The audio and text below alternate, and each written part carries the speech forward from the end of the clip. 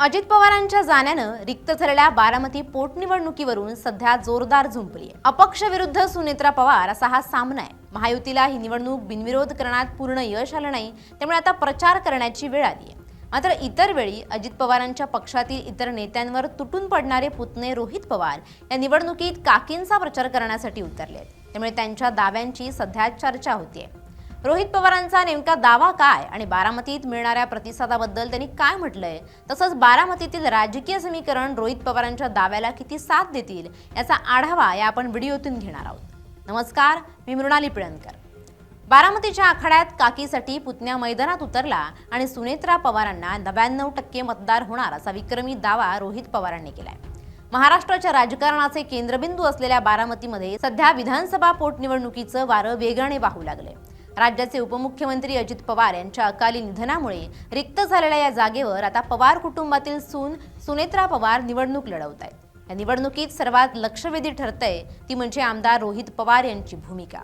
आपल्या लाडक्या काकीला निवडून आणण्यासाठी पुतण्या रोहित पवार यांनी प्रचाराची धुरा सांभाळली असून सुनेत्रा काकींना बारामतीत 99% मतदान होईल असा खळबळजनक दावा त्यांनी केलाय।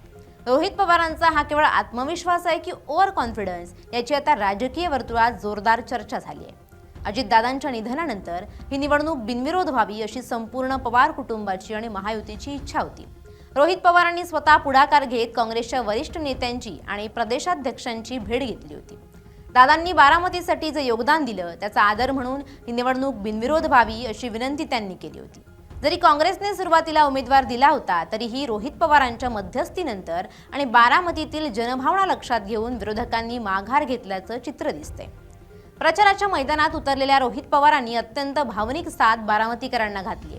ते म्हणाले, अजितदादा आज आपल्यात नाहीत, ही पोकळी कधीच भरून निघणार नाही, पण त्यांचं स्वप्न आणि बारामतीचा विकास पुढे नेण्यासाठी सुनेत्रा काकींना ताकद देणं गरजेचं आहे। तुमचं प्रत्येक मत हे केवळ निवडणूक जिंकण्यासाठी नसेल तर ते दादांना दिलेली खरी श्रद्धांजली असेल।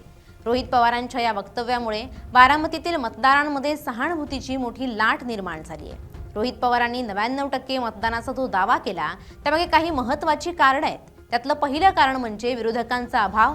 शरद पवार गट आणि ठाकरे गटानं आधीच सुनेत्रा पवारांना पाठिंबा जाहीर केला। मुख्य विरोधक नसल्यामुळे मतांचं विभाजन होणार नाही याचं दुसरं कारण म्हणजे सहानुभूतीची लाट। अजितदादांच्या निधनामुळे संपूर्ण मतदारसंघात दुःखाचं वातावरण आहे, ज्याचा फायदा सुनेत्रा पवारांना होताना दिसतोय।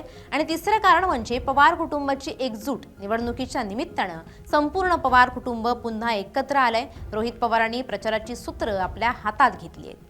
दुसरीकडे राजकीय विश्लेषकांच्या मते 99% मतदानाचा दावा करणं हा ओव्हर कॉन्फिडन्स असू शकतो।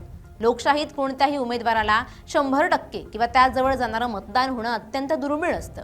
जरी मुख्य पक्षांनी उमेदवार दिले नसले तरी अपक्ष उमेदवार आणि नोटा पर्यायामुळे 99%चा आकडा गाठणं रोहित पवारांसाठी मोठं आव्हान असेल। विरोधकांचं म्हणणं आहे की रोहित पवार केवळ मतदारांवर दबाव निर्माण करण्यासाठी आणि वातावरण निर्मितीसाठी असे दावे करतायत।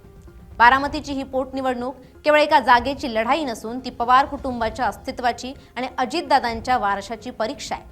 रोहित पवारांनी काकींसाठी लावलेली ताकद आणि त्यांनी व्यक्त केलेला 99% विजयाचा विश्वास किती खरा ठरतो हे येणाऱ्या निकालाच्या दिवशी स्पष्ट होईल। मात्र सध्या तरी पुतण्याने काकीसाठी प्रचाराचं मैदान पूर्णपणे व्यापलंय हे निश्चित। राष्ट्रवादी काँग्रेसनं ही निवडणूक बिनविरोध करण्यासाठी जोरदार प्रयत्न केले होते, मात्र करुणा मुंडे आणि अभिजित बिचुकले यांनी आपली उमेदवारी मागे न घेतल्याने बारामतीत प्रत्यक्ष मतदान होणार आहे। अर्ज मागे घेण्याच्या शेवटच्या दिवशी एकूण 23 उमेदवार रिंगणात शिल्लक राहिलेत। करुणा मुंडे यांनी घराणेशाही संपवण्यासाठी ही लढत असल्याचं सांगितलंय। सुनेत्रा पवारांना आव्हान दिलंय। त्यांनी मंत्री धनंजय मुंडे यांच्यावर आपला अर्ज बाद करण्यासाठी दबाव आणल्याचा गंभीर आरोपही केलाय। दुसरीकडे नेहमी चर्चेत राहणारे अभिजित बिचुकले यांनीही शड्डू ठोकल्यानं या निवडणुकीकडे सर्वांचं लक्ष लागलंय। 53 उमेदवारांपैकी 30 जणांनी माघार घेतली असली तरी 23 उमेदवारांच्या सक्रियतेमुळे बारामतीचा बालेकिल्ला राखण्याचं सुनेत्रा पवारांसमोरील आव्हान आता अधिक रंगतदार झालंय। Bureau report, LS Marathi.